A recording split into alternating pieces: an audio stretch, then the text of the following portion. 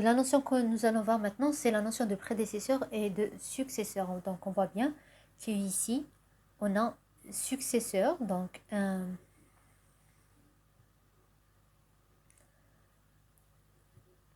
j'ai un ensemble de prédécesseurs et un ensemble de successeurs. Donc, j'ai plusieurs successeurs et plusieurs prédécesseurs. Donc, si j'ai un graphe G, noté par XU, ça veut dire l'ensemble des sommets X et l'ensemble des arcs U, et soit X appartenant à X, c'est-à-dire à l'ensemble des sommets, donc soit X un sommet, tout simplement. Donc l'ensemble des successeurs de X, donc l'ensemble des sommets qui viennent après X. Donc on a dit que ce sont l'ensemble des sommets, donc successeurs, ils viennent après. Ce sont des sommets, par exemple, on peut les symboliser par Y, tels que X, Y appartient à U. Ça veut dire quoi? Ça veut dire que ce sont des sommets tels que ils sont liés par X, par des arcs, tout simplement. Mais on voit bien que ce sont des arcs qui commencent par X. Donc ça veut dire que j'ai des arcs qui vont de X vers d'autres sommets. Ces sommets qu'on a symbolisés par Y. Donc l'ensemble des sommets vers lesquels X est lié par un arc qui commence par X et se termine par ces sommets sont appelés les successeurs de X. En d'autres termes, donc si je dis Y est un successeur, je le définis, j'identifie, je dis ce sommet est un successeur de X si je trouve un arc de X vers Y, tout simplement. Donc X vers Y, ça veut dire quoi? Que X est l'extrémité initiale, Y est l'extrémité terminale. On peut leur donner une symbolique. Au lieu d'écrire successeur, on peut simplement remplacer par un symbole. On va utiliser le symbole gamma et on va lui ajouter le plus pour indiquer successeur. Entre parenthèses, X, ça veut dire le successeur du sommet X. Et en indice, on indique le nom du graphe. Donc, le successeur du sommet X du graphe G sont, et on peut identifier ses successeurs. Donc, soit on dit successeur, soit on va dire gamma plus G de X. Donc, l'autre notion aussi liée, qui est liée à la notion de successeur, ce sont les prédécesseurs de X. On voit bien prédécesseur. Donc, ça veut dire, c'est comme si ce sont des sommets qui viennent avant X. Donc, aussi, ce sont des sommets Y tels que il y a des arcs qui lient ces sommets avec X, mais comme pour les successeurs, on avait des sommets qui commencent par X, des arcs qui commencent par X. Ici, on a des arcs qui se terminent par X. Donc, ce sont des sommets qui sont liés par X, par des arcs, dont l'extrémité initiale de ces arcs est représentée par ces sommets et leur extrémité terminale est X. Donc, autrement dit, je dis que Y est prédécesseur de X s'il existe un arc U tel que X est son extrémité terminale et Y est son extrémité tout simplement initiale. Si je trouve un arc AB, par exemple j'ai A et B. Donc j'ai un arc entre A et B. A est l'extrémité initiale, B est l'extrémité terminale. Si je dis que A c'est mon X est un sommet X, dans l'extrême ou bien on va dire que mon X c'est B. Donc mon sommet B c'est X. C'est l'extrémité terminale. Et mon Y c'est le sommet A, l'extrémité initiale. Donc j'ai un arc qui va de A à B. Donc A est un prédécesseur de B. Pourquoi? Parce qu'il vient avant tout simplement B. Et je dis que B est un successeur de A. Si j'avais cet arc ici, par exemple, tout à l'heure j'avais dit que c'était mon B qui était le X.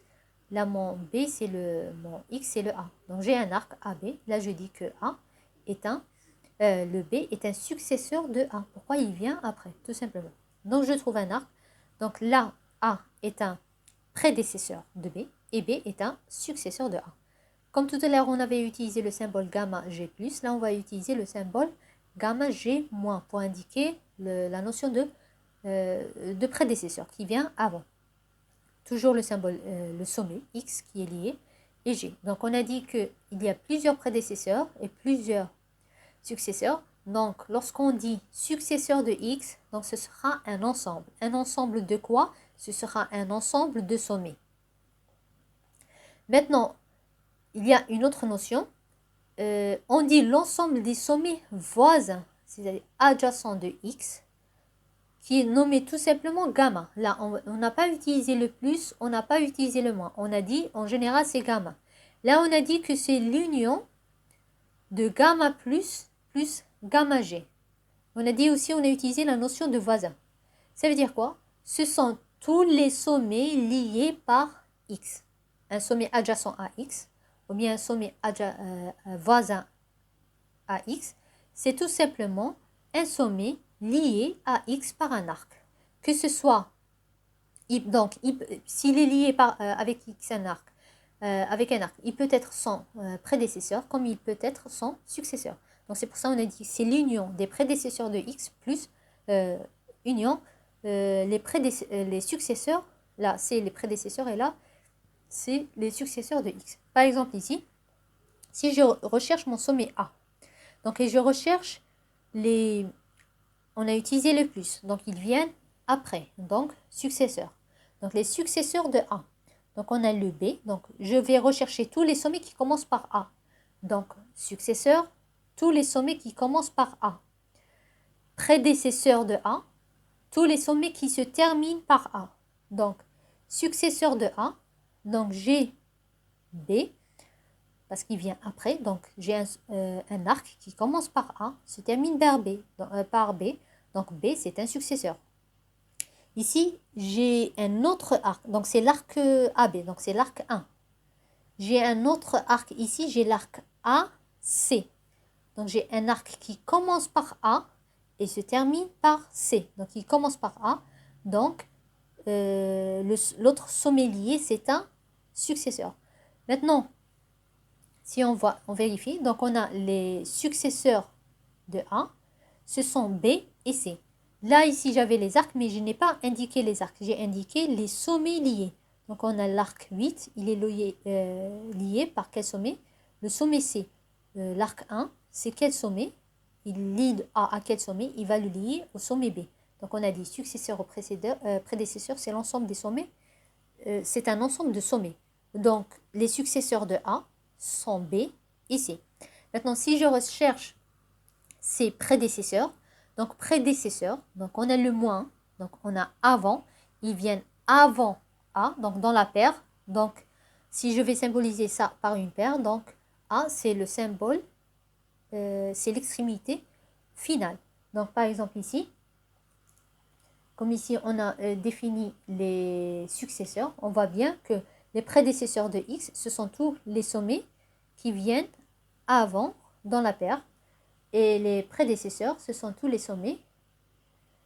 Ici, ce sont les successeurs. On voit bien que ce sont tous les sommets qui viennent après dans la paire qui symbolise X et Y. Donc, les prédécesseurs, donc qui viennent avant, donc ce sont tous les sommets liés par A avec des arcs qui se terminent par A. Donc tout à l'heure, je pense que j'avais dit arc, donc ce sont tous les sommets qui commencent par A et ce sont tous les arcs qui ont des liés avec A, avec des arcs qui commencent par A et se terminent par ces sommets. Donc ici les successeurs, donc on a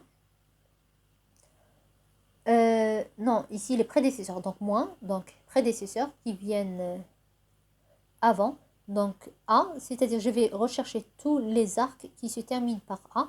On a l'arc 6, donc j'ai le sommet D, et on a l'arc 3, donc j'ai le sommet B. On voit bien qu'un sommet peut être successeur et peut être prédécesseur. On voit bien ici, les prédécesseurs de A, ce sont les sommets B et D. Maintenant, si je dis voisin de B, quels sont les sommets adjacents de A? Ce sont tous les sommets liés à A. Donc, je vais faire l'union tout simplement de deux ensembles. Je n'ai pas besoin de les rechercher parce que je les ai déjà définis. donc B et C. Ici, j'ai B, C, aussi j'ai D. Donc, on ne va pas répéter le même sommet. Donc, on va garder les sommets uniques. Donc, on a les voisins de A dans le graphe G. Ce sont les sommets B, C et D. Si je vois bien, donc A est lié avec B, il est lié avec D et lié avec C avec des arcs, tout simplement. Il n'est pas lié avec F, il n'a pas d'arc entre A et F, il n'y a pas d'arc entre A et G. Donc F et G ne sont pas des voisins de A. Une autre notion, ce sont les demi-degrés. Donc tout à l'heure, lorsqu'on a dit successeur prédécesseur d'un sommet, c'est l'ensemble des sommets. Demi-degré et degré d'un sommet, donc ça va être un nombre. Donc G, un graphe, G, symbolisé par, ou bien défini par l'ensemble de sommets X et l'ensemble d'arcs U, et soit X un sommet. Lorsque je dis X appartient à X, ça veut dire que X est un sommet. Le demi-degré extérieur, X, que je vais noter ici, D plus G. Donc demi-degré extérieur de G, on voit bien, c'est le cardinal de quoi? C'est le cardinal de gamma G+. Donc gamma G+, on a dit que c'était les successeurs. C'est l'ensemble de sommets qui viennent après X. Donc c'est le nombre d'arcs ayant comme extrémité initiale X, tout simplement. C'est-à-dire c'est le nombre d'arcs qui commence par X. C'est quoi le demi-degré d'un graphe, d'un sommet, pas d'un graphe, le demi-degré d'un sommet, c'est l'ensemble d'arcs qui commencent par ce sommet. Ici, le demi-degré par exemple ici, le demi-degré de A est égal tout simplement à 2. Pourquoi? Parce que j'ai deux arcs qui commencent par A. Ou bien je peux dire que c'est le cardinal de G plus A. Ce n'est pas le cardinal de G plus A. Quand est-ce qu'on peut dire c'est le cardinal de G plus A? Lorsque j'ai un graphe. Pourquoi? Imaginons que, par exemple ici, je n'avais pas un seul arc AB. J'avais deux arcs AB. Là, je l'aurais noté, par exemple, l'arc 10. Là, je n'aurais pas eu un graphe. J'aurais eu un 2 graphes. Pourquoi? Parce que j'ai le nombre maximum de d'arcs similaires. Par exemple, ici, j'ai deux arcs similaires. J'ai deux arcs qui commencent par A et B. Maintenant, si je vais comptabiliser si je vais calculer gamma plus, c'est-à-dire les successeurs de A, ou bien si je veux symboliser ou bien les noter, je vais dire que il y a trois arcs, mais le premier arc, il va se terminer par B, donc je vais noter B. Le deuxième arc, il se termine aussi par B, donc je ne vais pas avoir dans le même ensemble deux valeurs identiques. Donc je ne peux pas dire B, B et C. Donc dans l'ensemble, on peut avoir qu'une seule valeur différente, unique.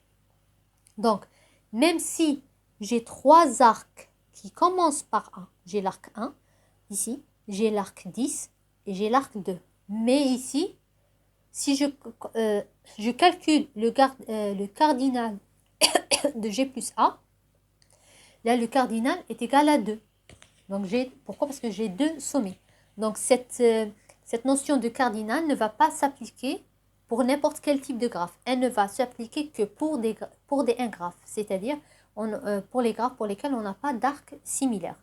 Comme ici, si on vous demande, si vous voulez calculer le demi-degré extérieur de A, donc vous n'allez pas utiliser gamma, mais vous allez tout simplement comptabiliser le nombre d'arcs qui commencent par A. Là, le cardinal, c'est un cas particulier. Okay? C'est dans le cas où G est un graphe. Le demi-degré intérieur de X. Donc, c'est normalement l'inverse. Donc, c'est tout simplement, donc ici, on l'a symbolisé par moins, c'est tout simplement le nombre d'arcs qui ont X comme extrémité terminale, c'est-à-dire le nombre d'arcs qui se terminent par X. Ici, c'est ce sont les arcs qui se terminent par A. Par exemple, j'ai l'arc BA. Normalement, j'ai aussi l'arc, j'avais un autre arc, c'était l'arc DB. C'est un arc qui se termine par A. Si je comptabilise tous les arcs, j'aurai demi-degré intérieur, donc je vais avoir le 2. Maintenant, comme c'était mon 1 graphe, il est égal, j'avais un graphe, donc il est égal au cardinal de gamma moins g. Mais c'est correct seulement si j'ai un graphe et non pas dans n'importe quel cas.